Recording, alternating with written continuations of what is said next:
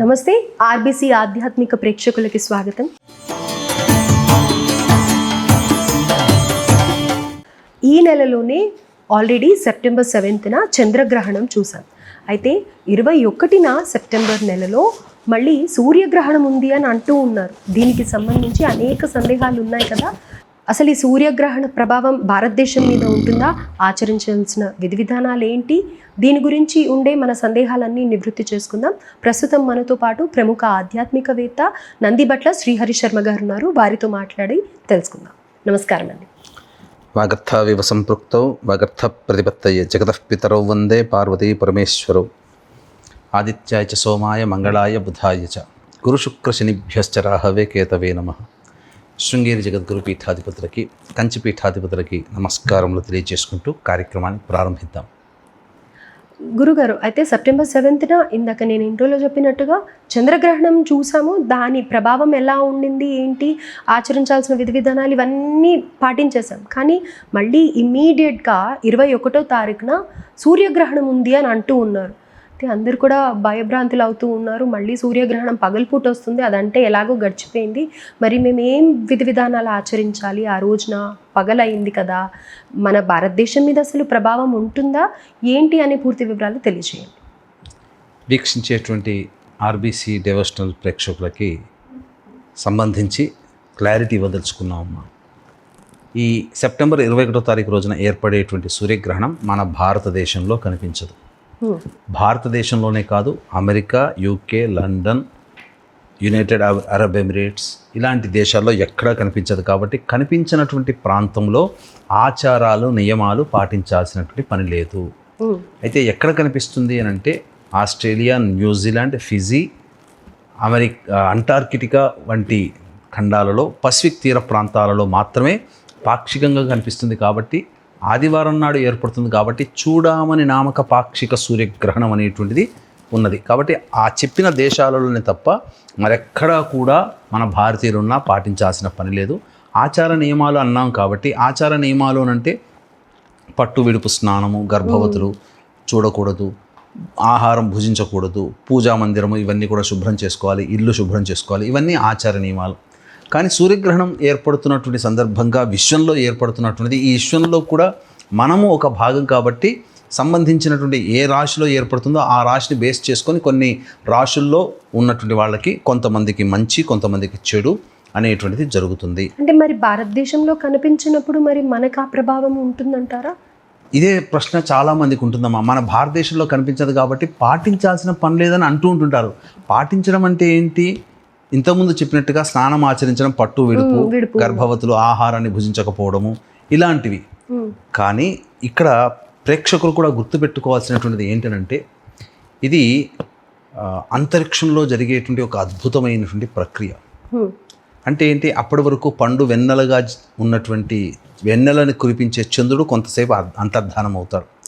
వెలుగులు జిక్కుతూ నిప్పులు గక్కుతున్న సూర్యుడు కొంతసేపు అంతర్ధానం అవుతాడు. అంటే ఇది ఒక అద్భుతమైనటువంటిది, అందులో ఏం సందేహం లేదు. చాలామంది మనకు లేని దానికి మనం ఏమీ కాదు, మనకేం పాటించాల్సిన అవసరం లేదు రాసులపైన ప్రభావం అంటే ఇది విశ్వానికి సంబంధించినది, ప్రకృతికి సంబంధించినటువంటిది. ప్రకృతి అంటే చెట్లు, చేమలు, నదులు, పర్వతాలు, సరస్సులు, సముద్రాలు ఇవే కాదమ్మా.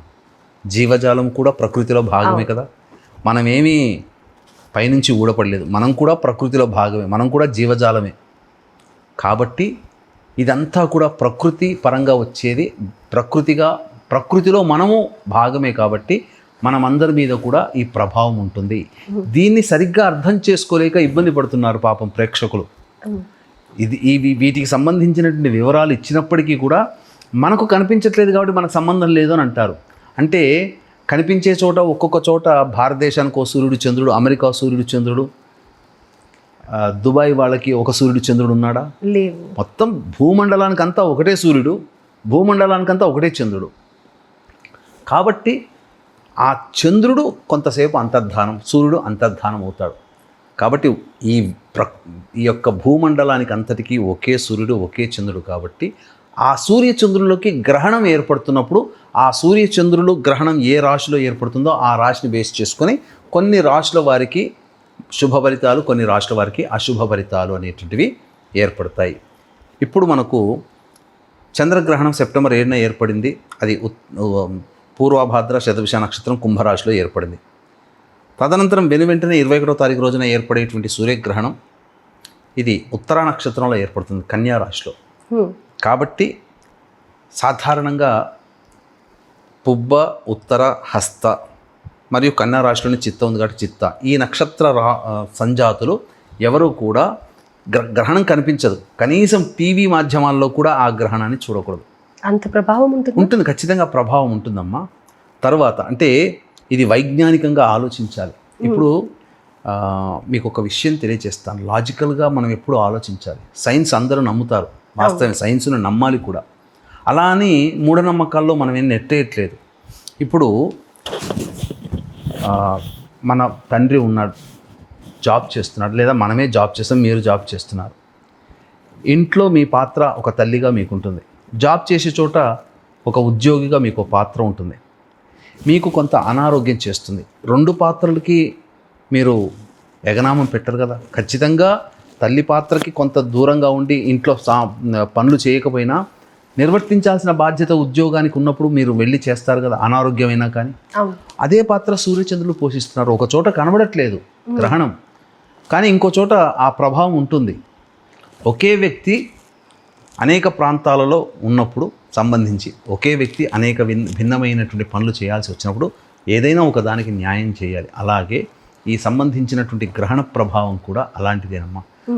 ఆ ప్రాంతంలో కనబడుతుంది, ఇక్కడ కనిపించకపోయినా ఏర్పడేది ఆ సూర్యుడికే, ఏర్పడేది ఆ చంద్రుడికే. కాబట్టి ఏ రాశిలో ఏర్పడుతుందో దాన్ని బేస్ చేసుకొని కొన్ని రాశుల్లో ఉన్నటువంటి వాళ్ళకి శుభ అశుభ ఫలితాలు.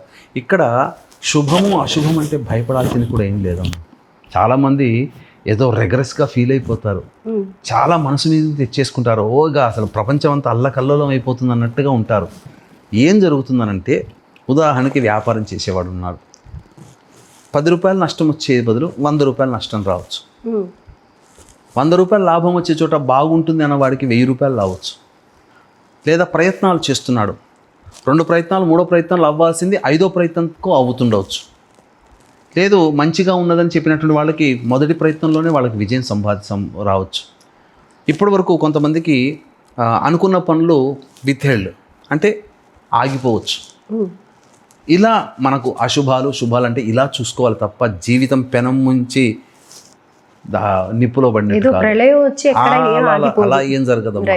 ఉన్నటువంటి ఇబ్బందులకి కొద్దిగా ఎక్కువ ఇబ్బందులు, ఉన్నటువంటి సంతోషాలకి శుభ ఫలితాలకి ఇంకొంచెం యాడ్ అవుతాయి. అయితే ఇప్పుడు ఈ కన్యా రాశి, సింహరాశి, పుబ్బ, ఉత్తర నక్షత్రాలు కొన్ని చెప్పారు కదా, వాళ్ళకి ఎలాంటి ప్రభావం ఉంటుంది, ఇంకా వేరే ఏ రాశుల వాళ్ళ మీద ప్రభావం ఉంటుంది అనేది తెలియజేయండి. కన్యా రాశిలో ఏర్పడుతున్నటువంటి కారణం చేత కన్యా రాశిని బేస్ చేసుకొని మేషరాశికి, కర్కాటక రాశికి, వృశ్చిక రాశికి, ధనుస్సు రాశి వారికి అంతా శుభ ఫలితాలు. ఇక మిగిలినటువంటి వృషభ, మిథున, సింహ, కన్యా, తుల, మకర, కుంభ, మీన ఈ 8 రాశుల్లో జన్మించినటువంటి వారికి మాత్రం కొన్ని ఇబ్బందికర పరిస్థితులు తప్పవు. కాబట్టి వాళ్ళు కొన్ని పరిహారాలు పాటించాలి. మన భారత కాలమానానికి అన్వయింప చేసుకుంటే అక్కడ ఏర్పడేటువంటి సూర్యగ్రహణము మన భారత కాలమానానికి రాత్రి 10:59 మొదలై 3:20 తెల్లవారుజామున వరకు ఉంటుంది. కాబట్టి ఇది అద్భుతమైనటువంటి పుణ్యకాలము. అయితే ఇక్కడున్న వాళ్ళు జపాలు, మంత్రాలు, హోమాలు ఇలాంటివి తలపెట్టచ్చా? చేసుకోవాలమ్మా ఆ సమయము. ఎందుకంటే అక్కడ ఏర్పడుతున్నటువంటి గ్రహణానికి మన కాలమానాన్ని మనం అన్వయింపు చేసుకుంటే, ట్రాన్స్ఫర్ చేసుకుంటే ఈ సమయం చాలా అద్భుతమైన సమయం. ఎందుకు సూర్యగ్రహణాలు, చంద్రగ్రహణాల్లో జపాలు, హోమాలు ఇవన్నీ ఎందుకు చేస్తారు తెలుసమ్మా? అధిక ఫలితం వస్తుంది. అధిక ఫలితం కాదు, ఇక్కడ అధిక ఫలితం అనేది తదనంతరం వస్తుంది. దీంట్లో ఉన్నటువంటి శాస్త్రీయమైనటువంటి దృక్కోణం ఏంటంటే ప్రధానంగా అసుర శక్తి ఎక్కువగా ఉంటుంది గ్రహణాల సమయంలో, దైవశక్తి తక్కువగా ఉంటుంది. కాబట్టి దైవశక్తి తక్కువగా ఉన్నప్పుడు ఆ దైవశక్తిని ప్రేరేపించడం కోసం ఉపాసనా పరులందరూ కూడా తమ ఇష్టదైవాన్ని ఎక్కువగా ఆరాధన చేయడం వల్ల ఆ ఇష్టదైవం మనల్ని గుర్తుపెట్టుకుంటుంది. నాకు బలహీనమైన సందర్భంలో నీవు నాకు బలాన్ని చేకూర్చావు కాబట్టి నీకు అవసరమైన సమయంలో మన ఇష్టదేవత మనల్ని కాపాడుతుంది. ఉదాహరణకి మనం ఎక్కడో అనేక ప్రసార మాధ్యమాల్లో చూస్తుంటాం, ఒక బిలియనీర్ అయినటువంటి వ్యక్తి ఎక్కడికో వచ్చి ఒక వ్యక్తి దగ్గరకు వచ్చి అప్పు తీర్చాడు, 20 లక్షలు అప్పు తీర్చాడు, చిన్నప్పుడు నాకు చదువుకోవడానికి 500 రూపాయలు ఫీజు కట్టాడు అని చెప్పి. అంటే నువ్వు నీకు ఇబ్బంది కలిగినప్పుడు ఆ సందర్భంగా ఫీజు కట్టిన ఆ వ్యక్తిని గుర్తుపెట్టుకొని వచ్చి మరీ నీవు సత్కరించావు.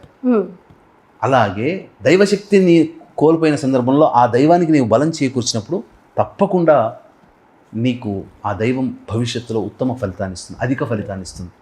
అందుకనే మన ఖాతాలో 100 రూపాయలు పడే చోట 1000 రూపాయలు పడేస్తుంది. అంటే ఉదాహరణకు చెప్తున్నాను, ఇట్లా పడతాయని కాదు అక్కడ. అంటే అంత ఫలితాన్ని మనం తదనంతర కాలంలో పొందుతాం.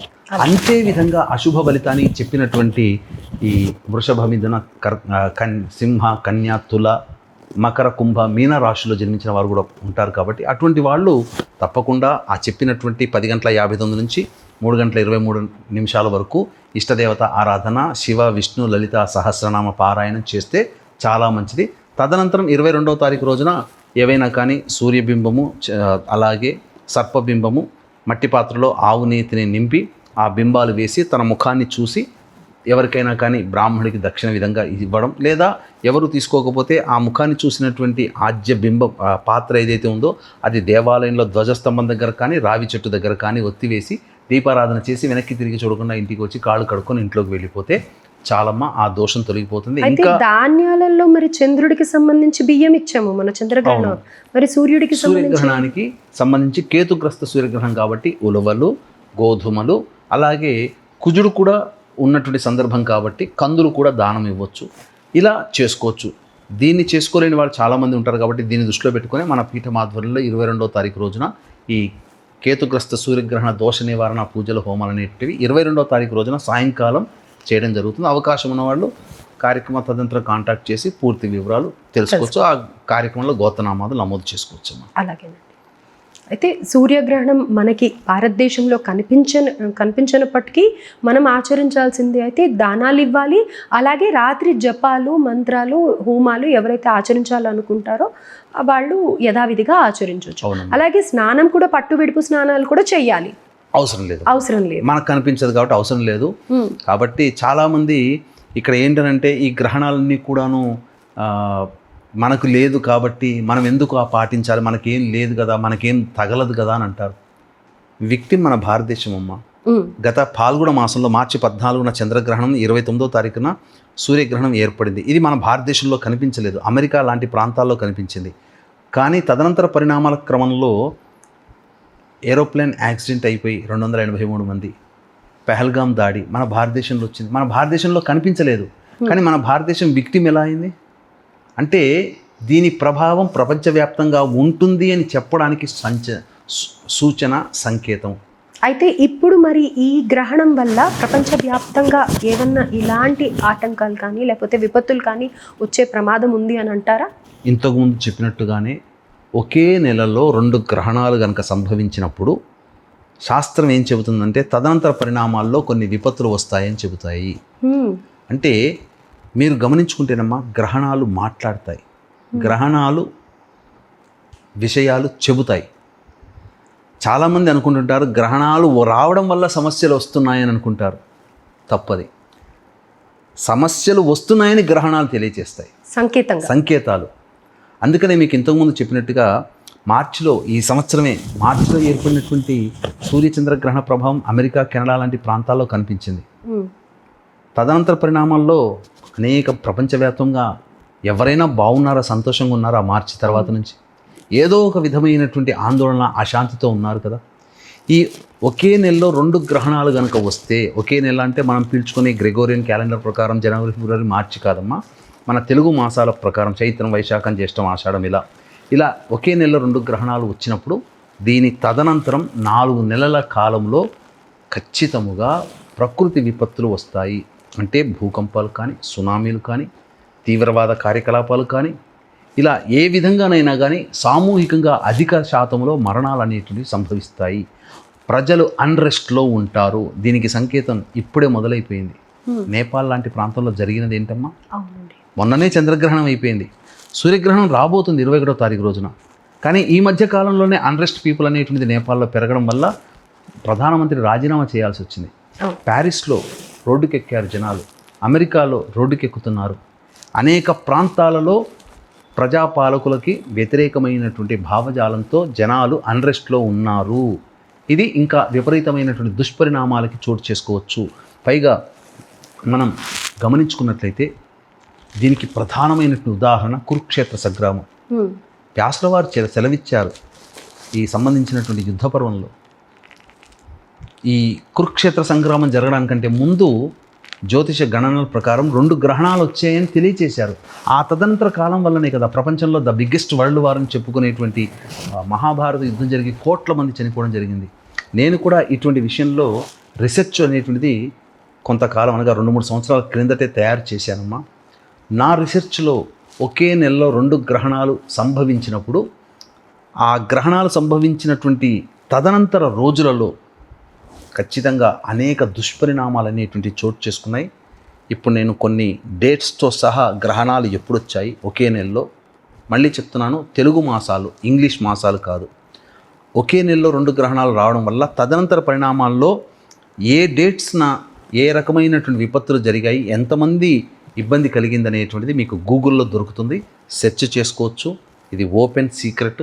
ఇది నేనేదో చొప్పించినటువంటి వ్యవహారం, అటువంటి ఇన్ఫర్మేషన్ కాదండి, ఇది వ్యాలిడ్ ఇన్ఫర్మేషనే. దీని గురించి కూడా తెలియచేస్తానమ్మా. అంటే స్వతంత్రం వచ్చిన దారభ్యత, దీనికి సంబంధించినటువంటి వివరాలన్నీ కూడా నేను రీసెర్చ్ చేసి ఉన్నాను. అందున 23 ఏప్రిల్ 1948న చంద్రగ్రహణం, 9 మే 1948న సూర్యగ్రహణం. దీని ప్రభావం వల్ల 14 మే 1948వ సంవత్సరంలో ఫస్ట్ అరబ్ కంట్రీస్ ఇజ్రాయెల్ మధ్య యుద్ధం ప్రారంభమైంది. ఆ రోజు నుంచి ఈ రోజు వరకు కూడా ఇజ్రాయెల్ పోరాడుతూనే ఉంది. ఇక 5 సెప్టెంబర్ 1941లో చంద్రగ్రహణం, 21 సెప్టెంబర్ 1941లో సూర్యగ్రహణం. ఈ గ్రహణ ప్రభావం వల్ల తదనంతర కాలంలోనే సెకండ్ వరల్డ్ వార్ అనేటువంటిది ప్రారంభమైంది. ఇక 29 ఏప్రిల్ 1976 చంద్రగ్రహణం, 13 మే 1976 సూర్యగ్రహణం. ఈ గ్రహణాలు ఒకే నెలలో 2 గ్రహణాల ప్రభావం రావడం వల్ల చైనాలోని టంక్షన్ అనేటువంటి యొక్క రాష్ట్రంలో 28 జూలై 1976న భూకంపం, ఎర్త్క్వేక్ సంభవించి 6,55,000 మంది మరణించడం జరిగింది. ఇక 15 డిసెంబర్ 1982 సూర్యగ్రహణం, 30 డిసెంబర్ 1982 చంద్రగ్రహణం. ఈ కారణాల వల్ల 1983 జనవరి, ఫిబ్రవరి, మార్చి నెలలో అస్సాంలో బోడో తీవ్రవాదుల యొక్క కార్యకలాపాలు పెరిగి 545 అటాక్స్ జరగడం వల్ల భారతదేశంలో అస్సాం ప్రాంతంలో 5,000 మందికి పైగా చనిపోవడం జరిగింది. ఇక 30 అక్టోబర్ 2005 సూర్యగ్రహణం, 17 నవంబర్ 2005 చంద్రగ్రహణం. ఈ కారణాల వల్ల అక్టోబర్ 8, 2005వ సంవత్సరంలో కాశ్మీర్లో భూకంపం ఏర్పడి 1,00,000కి పైగా చనిపోయారు. ఇక 30 డిసెంబర్ 2009 చంద్రగ్రహణం, 15 జనవరి 2010 సూర్యగ్రహణం. ఈ కారణం వల్ల హైతీ దేశంలో భూకంపం ఏర్పడి 2,00,000కి పైగా చనిపోయారు. ఇక 25 అక్టోబర్ 2022 సూర్యగ్రహణం, 8 నవంబర్ 2022 చంద్రగ్రహణం.